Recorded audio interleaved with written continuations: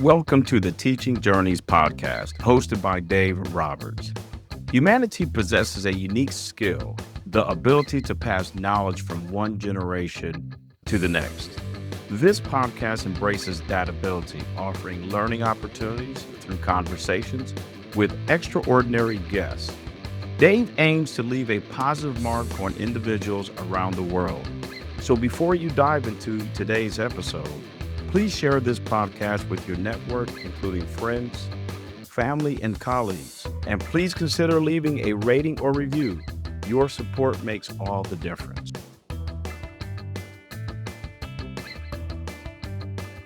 Hi, everyone, and welcome to another episode of the Teaching Journeys podcast. I'm your host, Dave Roberts, and today it is my pleasure to have as my guest Teresa Syms. Teresa is a transformational coach and practitioner dedicated to helping individuals unlock their full potential and create lasting change. Through her expertise in neuro-linguistic programming, timeline therapy, hypnotherapy, and the personality breakthrough profile, Teresa empowers clients to overcome limiting beliefs, release emotional blocks, and build a life of clarity, confidence, and purpose. Her holistic approach blends science and compassion, guiding people to reframe their mindset, heal past experiences, and achieve personal and professional breakthroughs. Teresa is also certified in cognitive behavioral therapy techniques for anxiety and depression. Teresa is also an award-winning author for her book, A Century of Secrets, and a multiple #1 best-selling co-author. She is the host of the podcast Powering Through Life. Teresa inspires global audiences by motivating the world through conversation, sharing real stories of resilience, growth, and empowerment. And with that, Teresa, welcome to the Teaching Journeys podcast. It's a pleasure having you on the program today.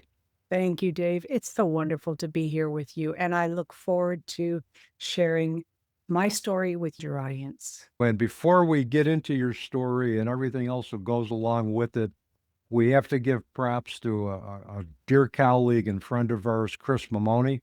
Chris has his own podcast, the Empowered Grief Journeys podcast. These are great podcasters, got a heart of gold. And he also is very focused on introducing guests who he thinks aligns with other podcast hosts. And he introduced me to you. We had a great conversation, and voila, here we are today recording an episode. Absolutely, totally agree. He's a champion for helping others to power through their grief. Yes, he is. And he's been through his own. He speaks from experience and from the heart. And that's when you know it's an absolute true person that will help you, when they've actually lived it, experienced it, breathed it. And that enjoy spending time with Chris. I haven't met him in person yet, but that is on my plan. Yeah, and I would suspect that will happen pretty soon, particularly with your recent collaboration with him and his Empowered Grief anthology book, which hopefully we'll talk a little bit about today. But before we get into anything, tell our audience about the experience or experiences that have shaped your life path and your life passions today. There are so many. There's one I would actually really like to focus on today. Now, keep in mind the context of the setting of this is I was born in a small farming community in southwestern Ontario where my parents, grandparents, great-grandparents were tobacco farmers. They all came from Europe and worked hard and didn't have a lot of time for children. So it was all about work and more work. I came into the world born with club feet. So both my legs were completely twisted. Thank goodness for some doctors at that time that were able to straighten my legs. And for the first 2 years of my life, I had a steel bar between my feet. My legs were taped from hip down to keep my legs straight and to give me a good start in life. I thought that was fantastic. And I truly do appreciate what that doctor did for me, because I am walking, and I actually became an athlete when I was in my teens because that person gave me an opportunity to walk. I was actually raised in a home where alcoholism was every day. So father was a functional alcoholic, I would consider. My mother was not a very stable woman. She was completely deaf, had lost her hearing as she got into her teens and 20s. By the time I came along, she was completely deaf, not in a good frame of mind either. She struggled emotionally with a lot of different things. She became an isolative agoraphobic. So she was terrified of going outside, didn't like being around people, but she would tell you absolutely everything that was going on. So it was not a very healthy environment. My sibling, who was 3 years older than me, took great pride in instigating situations that I got in trouble for. And it started from a very, very young age. I still don't understand the reason because for that, other than jealousy. She was an only child till I came along. I came along, had some special needs, and the rivalry started without me even being aware of it. But this one particular event that I'd like to share was a rather challenging one, and it set the stage for myself as I grew into a young adult. We were moving homes when I was 5 years old. People that were helping my father move the furniture and everything got into drinking very early on in the day, and it was just not a very good situation. I did something wrong, apparently, and my mother and sister and I were at the new house, and I remember seeing which room was mine. And I was happy with the room until I opened up the closet. And the closet was painted midnight blue, very, very dark, almost black. Terrified the dickens out of me. I can still envision that closet. And the first time I opened it, it was like walking into a black hole almost. So that was one area I tried to avoid as much as possible. Something occurred that went sideways in the new house, and I was blamed for something. And the old story is, wait till your father gets home kind of thing. Because mother never dealt out the punishments, but she did enough psychological damage, emotional damage, and then the sibling also did the same thing. Father was the main person that dealt out punishments, whether that be you can't have any food, you can't go here, you can't speak to this person, whatever the case may be. But that day, I do not remember what I had done wrong, but I knew that when he got to the house, I was in serious trouble. And they kept taunting me, sibling kept taunting me with this, you just wait, you're going to get it kind of thing. I was so absolutely terrified of what was going to happen. I actually opened that closet door and hid. I stepped in and I thought the darkness is going to protect me. Well, it didn't. When he got to the house, I got dragged out of that closet, and he was very drunk by this point in time. And then anger had kicked in because he, when he was drunk and provoked, he was not the nicest person in the world. So besides getting the leather belt across the rear end, which was, I understood, typical at that point in time, he took some beer caps and nailed them to a piece of plywood. And he set that piece of plywood at the end of a hallway where there was a full-length mirror. And I had to kneel on those beer caps, bare-kneed, staring into that mirror. If I slouched, they were right there with the leather belt. There were a couple things that went on that day besides the pain in my knees. But the main thing that happened to me was I was staring in that mirror And I saw two things. I saw a child that was crying out of pain and misunderstanding and not knowing why. But I also looked in those eyes of that little girl and I swore up and down that no one was going to get the better of me. And it hardened my heart a lot. And that is an event that it lasted for quite a while. I mean, when I was on those beer caps, it was for at least an hour. And if I slouched, it was even longer. So it set in mind that I was unwanted. I definitely was unloved. I had no value, and I couldn't stand the sight of myself. And that's just one incident of how I was raised. What that did to me was,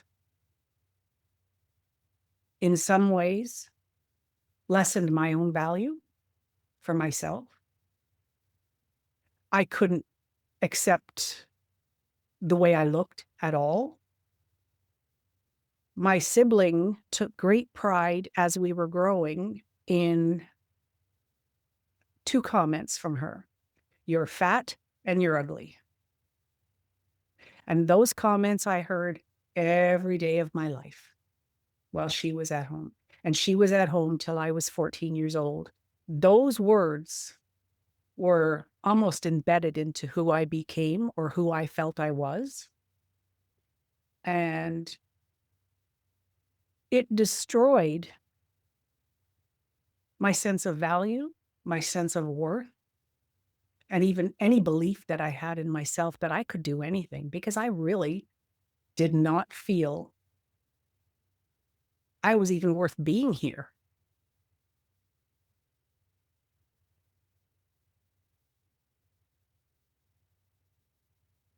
It was a very, very difficult time. My sibling also took great pride in hitting me when the parents weren't around.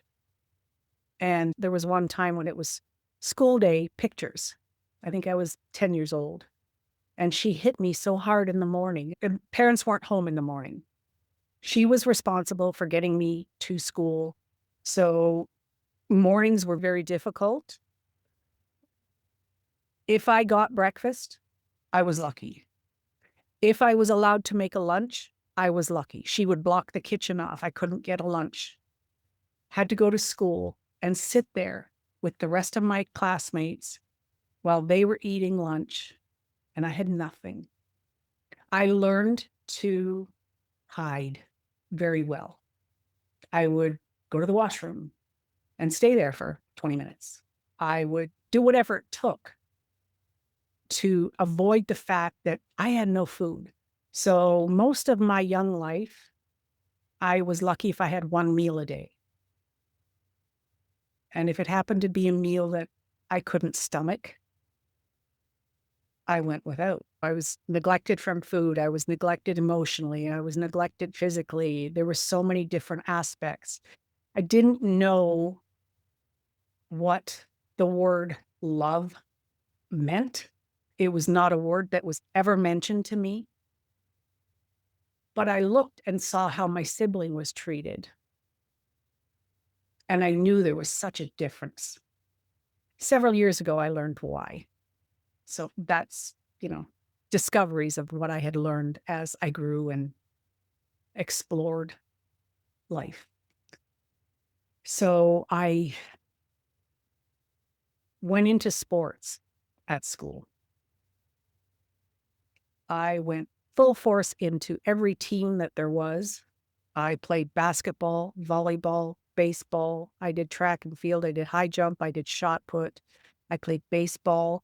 I was a bike racer on the road and on velodrome, because my heritage being Belgian, we love our bike races. And, I grew up doing that. It was actually my saving grace. I didn't realize the impact sports had for me. It was my release of the negativity and the trauma that was happening at home. But it didn't solve everything. At 14 years old, I started to drink and was very close to becoming an alcoholic at that point. My mother thought I was just depressed because that was projection. She was depressed, always on medication, always, seeing this psychiatrist, that psychiatrist. She took me to the family doctor who put me on tranquilizers. Well, when you still feel and you don't like what you're feeling, well, what I did was I drank and took the medication. Terrible cocktail, terrible. No one knew, no one cared. That same family doctor, once I started dating, mother sent me to the same family doctor for birth control. That doctor sexually assaulted me. And I found out after I wrote my book 8 years ago that I wasn't the only person he did that to. But small town, prominent person in the community, you couldn't say anything. Those events left such scars and left me in such an emotional turmoil that all I wanted to look for was someone who would love me. Not that I knew what that was, what it meant, but you search anyway. I thought I had found that in a boyfriend. And we had dated for 5 years, off and on, as things go when you're young. And that relationship ended. And at 18 or 17, it's a little blurry at that point in time, but it was about 17 or 18. One afternoon, I don't know what occurred, but I was sitting at home. I remember it was a sunny afternoon. I started pouring rye and orange juice together. So in front of my mother, she thought I was just drinking orange juice. I couldn't numb the pain with just the alcohol, so I mixed in the tranquilizers. That was definitely a recipe for disaster. Mm-hmm. By that evening, I was well on my way. And I had made the decision that I was going to end my life that night. And I said to my parents, I'm going out for a drive. They didn't stop me. They gave me the car. Off I went. And as a bike racer, I had a certain circuit or several circuits that I like to do. And on one course, there was a massive old maple tree. And I knew exactly where it was and what I was going to do. I'm crying. I'm so upset. And as I'm aiming for that tree, I thought, this is it. I'm finished. The tires hit the gravel on the side of the road. And I gave in. But all of a sudden, the car swerved back onto the road and stopped. And I heard the words, "You're not finished here yet." Honestly, I thought I was completely off my rocker. Didn't know who said it. I thought someone was in the car with me. The stereo was not on. The car stopped. I stopped the car, turned on the interior lights, looked around. There was no one there. That was my first turning point in life. I knew I had a purpose. Didn't know what it was at that point in time, but I knew I was meant for something more. I went home, slept it off, and decided that I was going to make changes. Well, I went and I got a job. At first I went to hairdressing school. Didn't enjoy that too much. Went and got an office job. I loved that. And continued to party. I was enjoying life, not realizing that I was still carrying that pain so deeply that no matter what I did, I couldn't seem to get through it. I just was existing. Things have a way of turning around. I met a fellow and we were engaged. I had one miscarriage. I had moved out of the family home by this point in time. And I knew that was a place that I could never go back to. It was so unhealthy. 10 days before we were to be married, we were at a party, and he had a little bit too much to drink. And I'm driving us home. And I said something that he didn't like. And all I saw was a back of a hand coming at my face. I stopped the car. So I was backhanded across the face. And I thought, okay, this is what my life is going to be like. I left that. And patterns seem to be ingrained in us when you hate it, but it's what you know. Yep. And we got married with a cast. He had a cast on his hand because later that night, after he hit me in the face, he attempted to punch me in the face, and I moved and he hit the cupboard door and he broke a knuckle in his hand. I had accepted my fate of being in that marriage. It was very unhealthy for both of us. It was extremely unhelpful and unhealthy for me. But I knew, okay, that was the decision I made. I had to make the best of it. And in my faith, you didn't get divorced. Yep. So that was it. I had to learn to make the best of it. During that marriage, I had 3 miscarriages, and I have 2 children.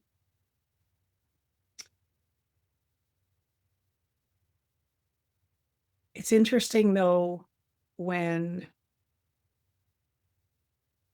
push comes to shove, I realized after 25 years how dead inside I was. His violence went from physical violence to psychological abuse. One of his favorite comments was when I would, say, oh, I have this friend and it happened to be male. Well, what are you doing? Who would want you? Look at you. Well, that just instilled what my sibling had said, or reinstalled what my sibling had said in my youth. And keep in mind that when I was in my mid-20s, I had modeled wedding gowns and, did hair shows and all kinds of things like that. So I didn't believe I was ugly, but everything I had heard told me I was ugly, and I felt black on the inside. There was absolutely no life in there. My grandmother, when I was in my early 40s, my grandmother lost her eyesight and she broke her hip and she was having mini strokes, and her children would not look after her. I took her in and she lived with me for 10 years. She lived with me and my sons and my ex-spouse. We were on a farm, which she loved. And I got to know my grandmother because she was actually kept away from me when I was young. So it was a nice relationship building. And we'd make bread together, do needlepoint together, all kinds of different things. So I had a lot of connection with her. I can't say love, but it was a connection, a deep bond with her. And she decided in the last couple of years that she was with us that she wanted to go into a retirement home, nursing home. So she went, and one afternoon I got a call from them to say that she had passed away. Oh my goodness. I was in the midst of divorcing my ex-husband. We had some things we had to complete to get the farm ready to sell, and he was verbally abusive. Anyway, he all of a sudden wanted to be my helper, and I couldn't allow it. Although I did allow him to drive me to where she was. I financially could not have gotten away from that relationship had my grandmother not passed away. I found a place on my own. My kids walked away from me, and they were 21 and 17 at the time. They knew what was happening. They kept saying all along, "Mom, why do you let him treat you like that? Mom, why do you put up with that? Mom, why do you stay?" Et cetera, et cetera. And I knew that it was doing damage to them as well. And it was not the life that I wanted for my kids.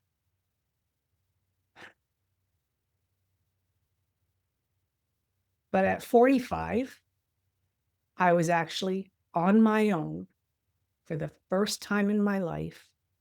I had a place on my own.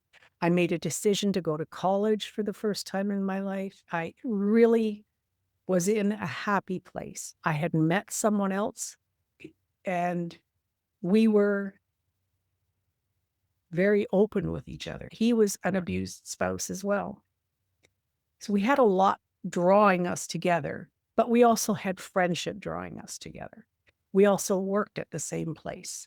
So, and that happens to be my husband right now. And that's been over 20 years. Certain things came into play, and the universe has a way of throwing things at us when we least expect them. And when you think something is healed, it truly is not. Because if we think with our conscious mind that something is healed, no, it isn't. So Dawn and I, we were married in 2006. I had completed college. I was working for a defense company in human resources, and we have lovely weather in southwestern Ontario.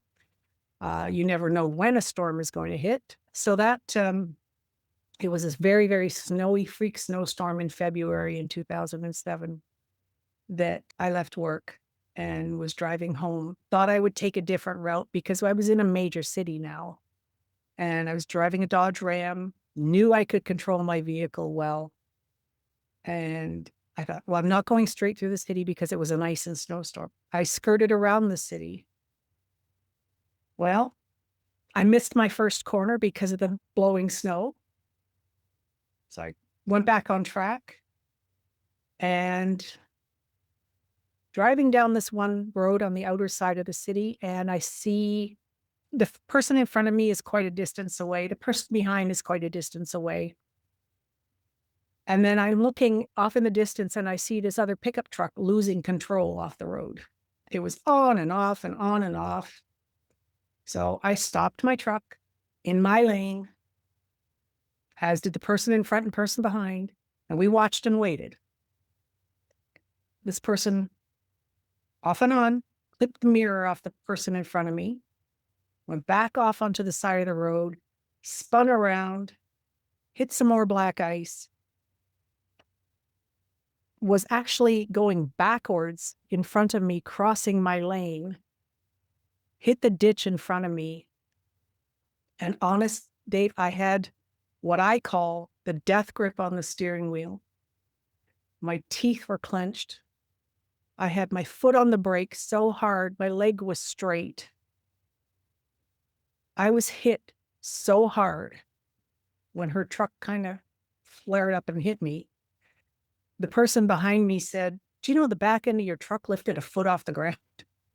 Wow. It popped the stereo cover off the stereo, and it landed in the back of the truck, back seat of the truck. My hip buckled, like my hip shot backward, my knees buckled, and my knee slammed into the dash. and I couldn't feel my legs. And I'm sitting there and I'm thinking, seconds before the impact, I'm never going to see my husband and my kids again.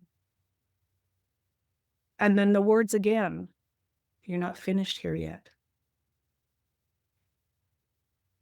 I sat there for 45 minutes waiting for an ambulance.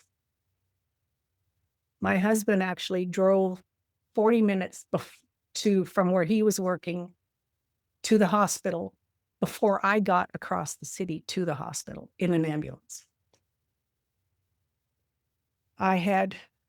My whole body was soft tissue injuries. I had my third or fourth severe whiplash. I ended up with 10 fractured teeth. I had another concussion. And they told me, go home and rest. So I lost my job. And it took 9 years for me to actually feel human again. And that was within, the first 5 years was dealing with lawyers, insurance companies, medical treatments, going to this doctor for the insurance company saying I had full range of motion in my shoulder when I couldn't even dress myself. It was just a disgusting way to exist. I was under surveillance in my own front yard. It was just unbelievable. 5 years, the case was settled. And we moved out of that city and went to a smaller place. And I was thinking, I need to contribute. I can't just sit and vegetate. My brain needed to do something. And that's when the story or the idea for the book came along. So A Century of Secrets was launched. Well, I'm trying to unpack just about everything that you've talked about. That is just so many different categories. And it all started in terms of the home that you were raised in, with the rules that you were raised in, with the dysfunction that you were raised in. Being an addictions counselor in what seems like a past lifetime ago, Teresa, I dealt with situations like this where there was abuse. There was probably a past history of alcoholism in your father's side, maybe even your mother's side of the family as well. So you're talking about generational trauma passed from generation to generation, but just dealing with being scapegoated by your older sister, dealing with the abuse from your father, the neglect from your mother, her dealing with her own challenges with agoraphobia, plus being sexually abused by a father and by your doctor, all of that.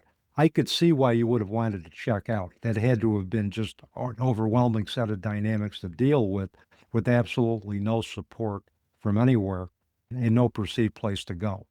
The fact that that voice came out, wherever it came from, could have been the voice of God, or could have been the voice of your guardian angel saying, you're not done yet. We've got plans for you. On 2 occasions with the accident and when you were thinking of completing suicide, you had the plan and the car just righted itself.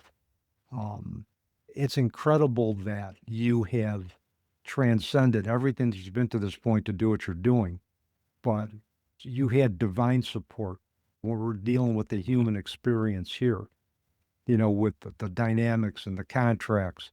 Divine support is pure, it's unconditional, and it's always going to be there. And that's incredible. It's also a testament to the resilience of the human spirit. There was something in you that kept you going through all the abuse, through all the neglect, through all the being scapegoated. There was this innate will for you just to keep on moving and keep going. You didn't give up. Living in a dysfunctional home maybe, I don't want to say taught you that, but maybe compelled you to develop some more resolve that you normally wouldn't have had to resolve. And if you grew up in a more healthy situation. And the worst part of that was there was no one I could actually speak with. No one. My best friend, actually, all the way through grade school, did not know I was born crippled until we were in our 30s, when I mentioned that I had another corrective surgery on my ankle. She had no idea. No one knew because I was ashamed. I carried shame. I carried guilt. I carried rage. I carried anger. I think those extreme negative emotions are what drove me forward Yep. to prove them wrong. Yep. Absolutely. And it's gotten those experiences have gotten you to this point in your life. The road to awareness, transcendence isn't always a pretty one. It's usually tragedy and usually a lot of very challenging dynamics, depending on where you've come from, that have gotten us to the point where we can make a choice. We can either be overwhelmed by the dynamic and choose not to rise above it, or we could rise above it. Definitely. And there was the aspect in there of grief. Yeah. There was a lot of, I knew my great grandparents, they lived in the same town with me, a lot of relatives. So there was a lot of deaths that happened from a Yeah. young age that continued on. And I think the catalyst for me was about 4 or 5 years ago. I thought, I'm done with coaching for now. I wasn't feeling it. And I figured rather than not showing up for clients 100%, I'll just step away. Yep. So I went and I took a data entry job. And I thought, oh, okay, I'll just do this and, earn my 9 to 5 and that's it. I didn't realize that what I was walking into was almost like a trap. The young women that I was working with thought I was coming in to take their jobs. They were, terrible dynamic within that place. And after being in HR, I went to the manager and I said, how do you expect me to work in this environment? Because everything I am trying from coaching aspect in HR is not working. What do you recommend? And she just looked at me. She said, well, you need to figure out a way to get along with them. I said, okay, thank you very much. I went home and I thought about it for the weekend. The next Monday morning, I went in early, handed in my letter of resignation, and walked out with what little emotional stability I had left. That place had almost destroyed all the work I had done prior. It brought full force a lot of different things. I was not able to get in contact with my brother, who I knew was ill, very ill. And when I finally did contact his son, I had found out my brother had died a month earlier and no one had told me. We also lost one of our dogs at that point in time. So I had lost my job. I had lost who I thought I was. I lost my brother. I lost my dog. Grief was just swallowing me whole. Well, and you look at it too, you can go back and backdate the grief of a lost childhood. Yes. Miscarriage loss, at least, you'd mentioned 3 miscarriage losses. And a miscarriage loss is a loss of a child. Some members in society think, well, it's a lost pregnancy. You can have another child, which is the worst thing you can say to a mother who's lost a child due to a miscarriage. Because my wife told me this, we had 3 children. And she told me this, she goes, every time I found out I was pregnant, that child became my child. Didn't have to be born for my child to be my child. The minute I was told I was pregnant, that child was mine. And, so, I mean, you're talking about loss underscored with the abuse. You're talking about a lot of different aspects of loss, symbolic loss due to death. Your grandmother, who you finally got to know and develop a relationship with, she died. Your brother, who nobody chose to tell you about, had died. The list goes on and on. If I were growing up in the dynamics you grew up with, feeling like I was less than, that I was a non-person, those losses would have just reinforced all of that for me. Yeah. And I actually contacted a friend of mine who was a hypnotherapist at the time. And she took me through hypnotherapy and also healing the inner child. So through her guided visualization, HypnoTrack, my unconscious mind created a safe haven for that little girl who was brutalized. I call it my secret garden. I love plants. I love nature. So it was my secret garden. I brought her out eventually and gave her everything that she needed. And that was the most therapeutic thing I have ever done in my life. You showed grace to your 5-year-old child. Hmm. Yeah. Yeah, because I was going to ask you when you mentioned the hypnotherapy, and I was going to ask you if you had had a chance to have a conversation with your 5-year-old child, and if you did, what did you say? But obviously, you created a safe haven because that safe haven was never created for you before. No, it wasn't. And it was the most beautiful thing to do. And it does, like, to some people, it may sound like a really odd thing to do. But I actually sat on the ground with this little girl and hugged her and did nothing but tell her that I loved her and that she was safe. And I think it's important because a lot of times that 5-year-old child that could have grown up to blame herself for things that she didn't have any control over, and to show her grace and to show her love and to say, hey, nothing you did was your fault. You didn't choose the family you were born into. You're beautiful. I love you, and I'm going to take care of you. That's powerful. And to nurture Mm-hmm. something that I didn't have. And, it's doing that work has actually cost me a lot in my life, but it was worth it Mm-hmm.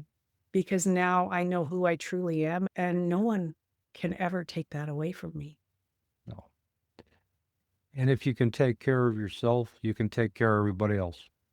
It starts with self-love. And then that puts us in a position where now we can spread the love that we showed to ourselves to everybody else. And the most interesting part I found, Dave, is that throughout my lifetime, I have gone through bouts where I've just been so emotionally, physically exhausted that I couldn't function. Mm-hmm. And that actually happened last year. We had moved homes and we're in a nice place where we really love it here. All the stress and strain of the previous year of packing, moving, selling, purchasing, trying to set up a new home, it really took its toll. And I was so exhausted and I just could not function. A colleague of mine sent me to a naturopathic doctor. She's also a master trainer of the work that I do. And she just looked at me and she said, how long have you been running on empty? And, I looked at her and I said, most of my life. I knew there was a list of people I had to look after and things I had to do and responsibilities, et cetera, et cetera. I was nowhere on that list. And with her help and the training that I've done and doing a lot of internal work, I am at the top of the list. I am the list.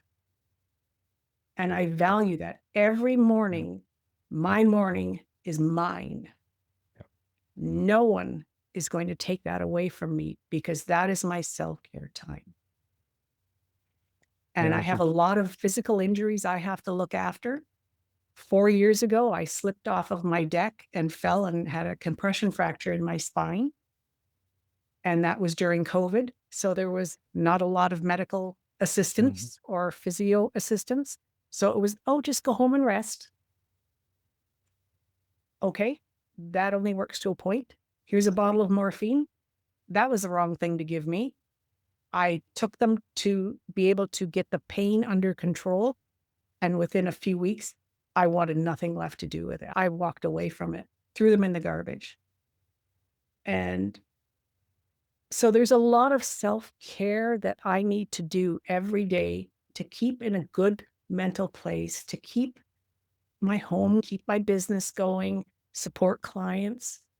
But I am first and foremost on that list. And that's been a hard lesson, but a good one. Yeah. The good lessons are often the hardest ones to learn, I think, Teresa. Sure. So how have all of your experiences, your work with the naturopathic doctor, how has that informed what you do as a coach with the clients that request services from you?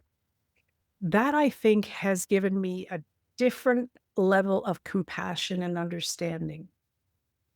There's especially the trauma aspect.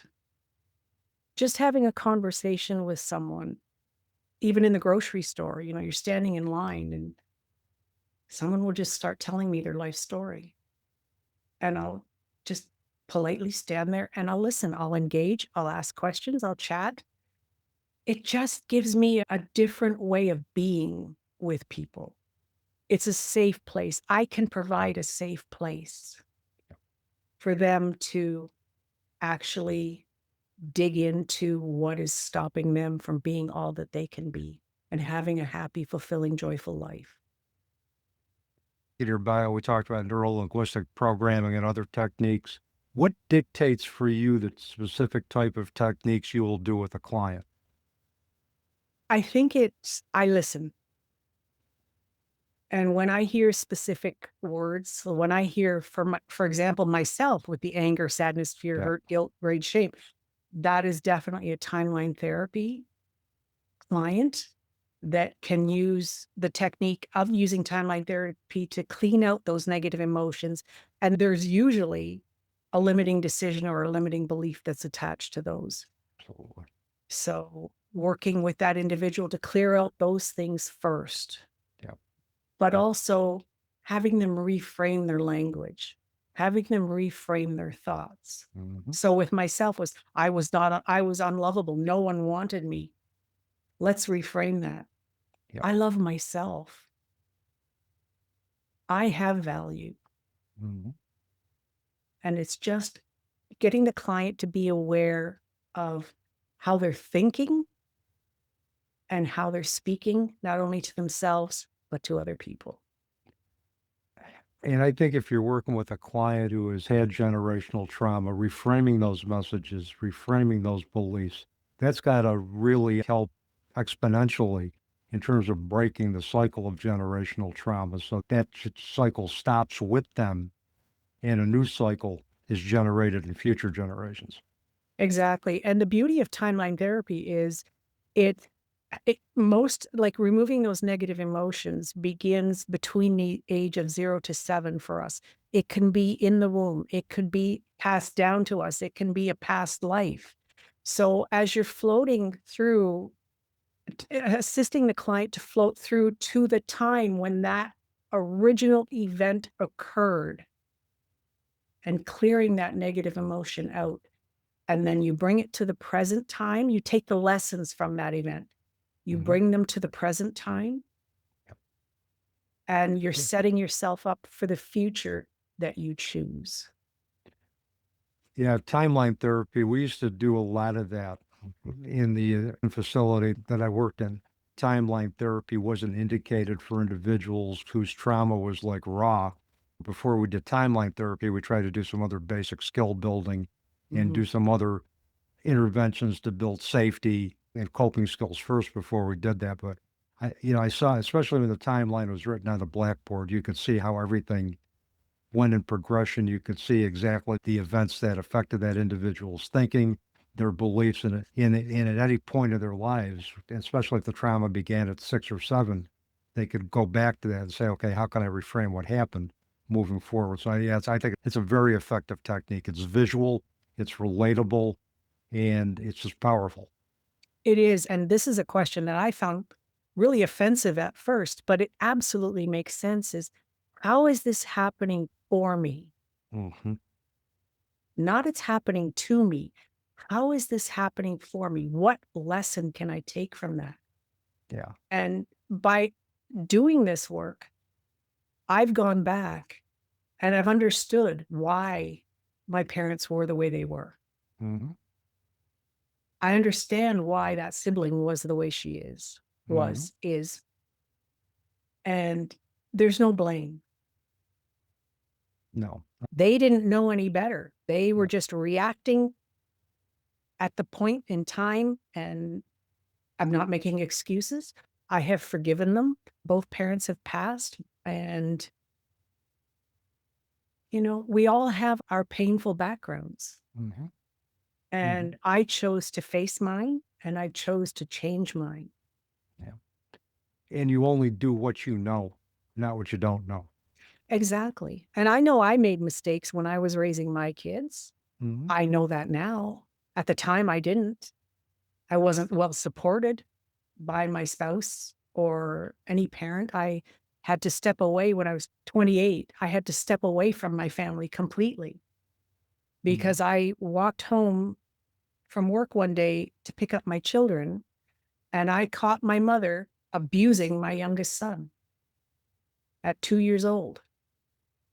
And that was it. You are done. I will not allow that to happen to my children.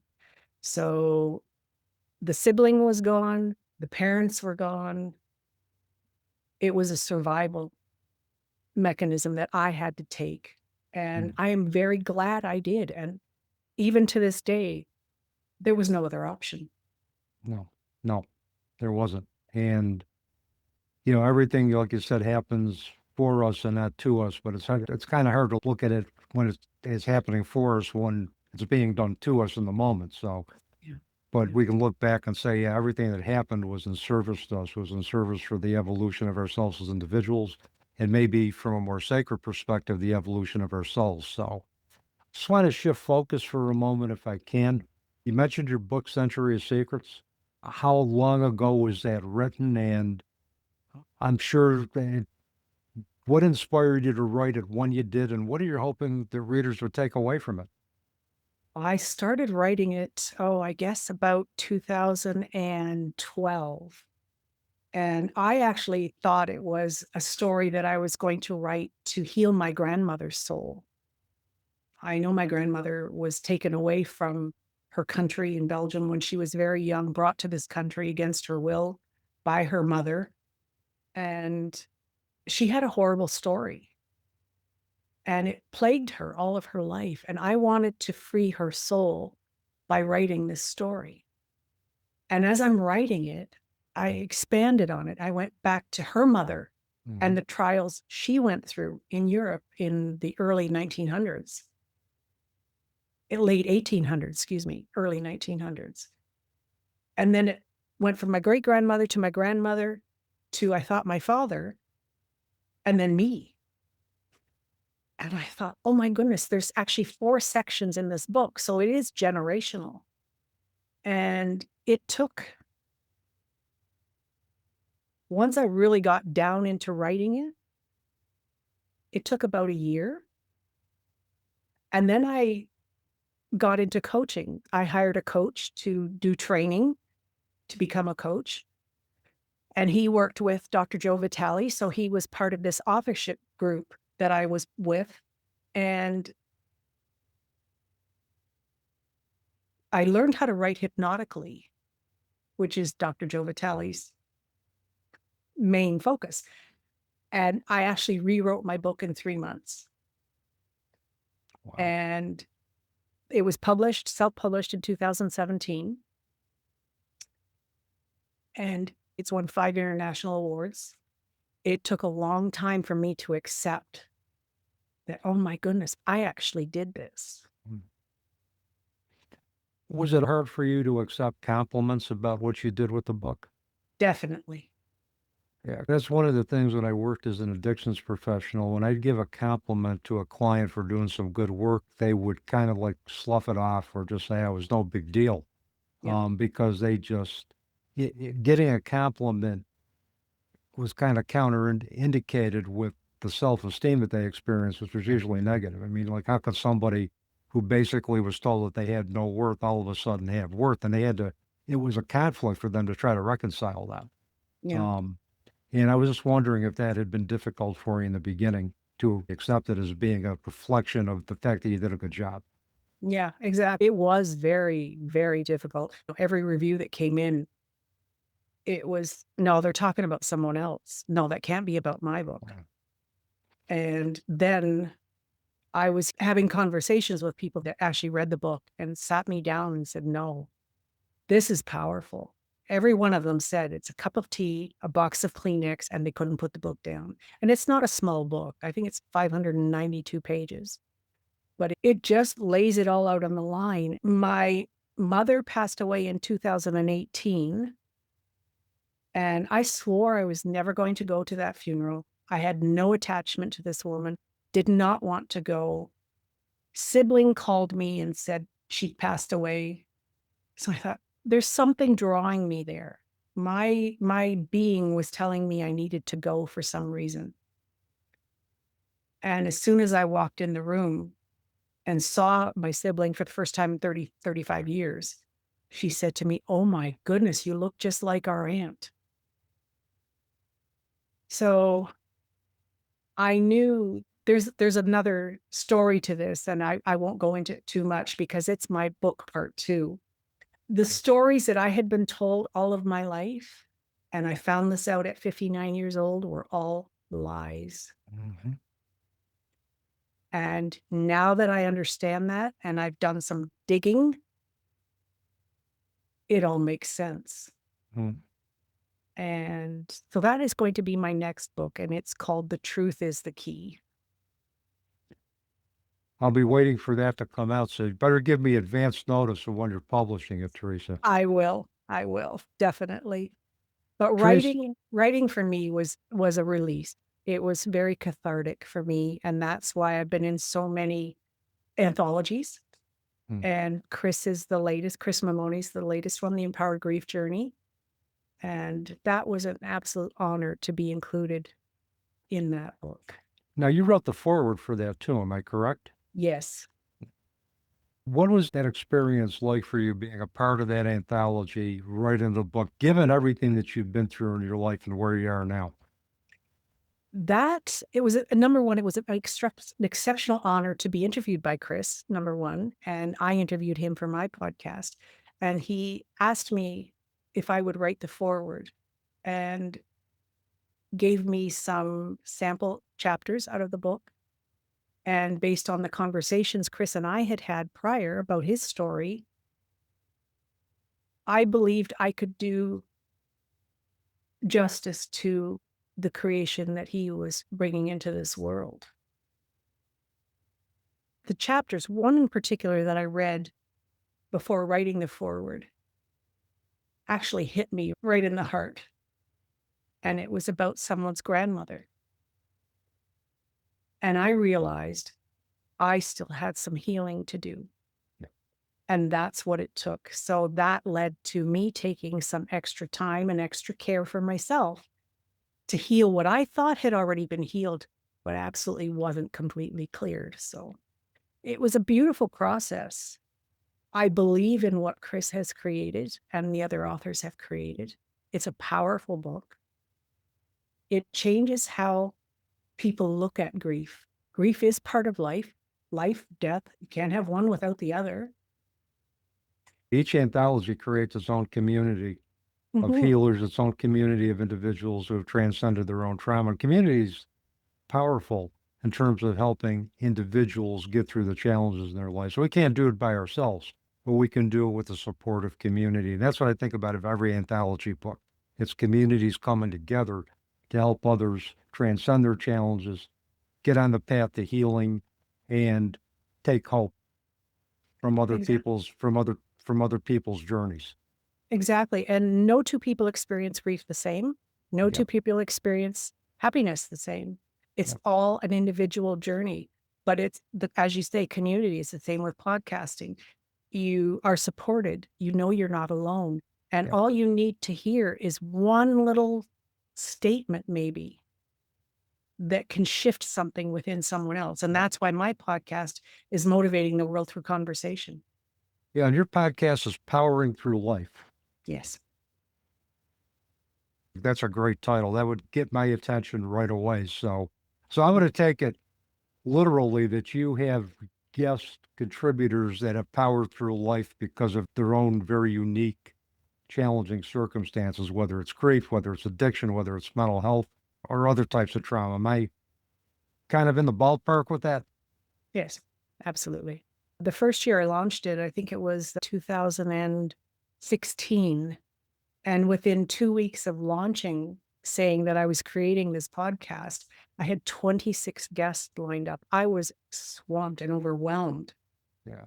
And to the point where I was recording 5 and 6 a week, if not more. Burnout happens. Yeah, particularly when it's a podcast that's anticipated to be popular. Everybody wants to be on it. And like you said, you're doing 5 or 6 a week. That's a lot. I And it mean, got to the point where people were starting to want on it just to promote their businesses. And I stopped. That didn't they, align with my purpose at all. no, it wouldn't align with mine either. I mean, if individuals want to promote themselves, they can do a YouTube short, they could do an Instagram reel, but no, the platform for this podcast is for individuals like yourself who are willing to share their stories and teach individuals that watch our program that are going through their own challenges, give them some sustainable tools. But obviously, I'm going to give you the opportunity to promote yourself in a minute or so and tell people how we can get in touch with you. But yeah, I want people that are about the message, not about, look at me. It's about the message. Because, Teresa, long after we're gone, our legacy is going to be in the messages that are sustaining and they're going to be passed on for generation to generation. It's not who did it, it's the content of the message. And if I can help one person today by someone hearing this podcast, if we can change, you and I can change the thought process of one person or give them hope or inspire them or motivate them in some way, then I've done my job today. And I think you have. You've given us a lot of great information, a lot of great takeaways. I've truly enjoyed our conversation, and I hope we can do this again. I would enjoy that. Thank you, Dave. You're welcome. And I got to ask you to tell us, how can individuals get in touch with you, retain you for your coaching services, purchase your books, follow your podcast, subscribe to your podcast? What's the best way for them to do that, Teresa? Well, the podcast is on YouTube, so they can search out Powering Through Life. And it's best if you search my name because there is, I think, another podcast by that name as well, came after mine. You can find me on Facebook. I'm on LinkedIn. If you're interested in working with me coaching, you can email me at info@ascenducoaching.com. That's ASCENDU coaching.com. There's so many different ways you can get in touch with me. And they can get in touch with me through you or through Chris Mamone. We have great connections, great communities. That's what I've discovered as almost a 3-year podcaster now is a great community of podcasters we have that support each other and support each other unconditionally, which is pretty cool. It's not about a competition, it's about collaboration. So each one of us is so unique. Yep. We might be doing the same type of work, but there is a uniqueness that is definitely inherent to each one of us. Absolutely. And that uniqueness, each one of our podcasters' uniqueness contributes to the great collective of individuals who want to see the world become a better place. So, exactly. Teresa, again, thank you so much for a great conversation. Thank you, Dave. It's been a pleasure. And with that, that's a wrap on another episode of the Teaching Journeys podcast. I'm your host, Dave Roberts, wishing you peace.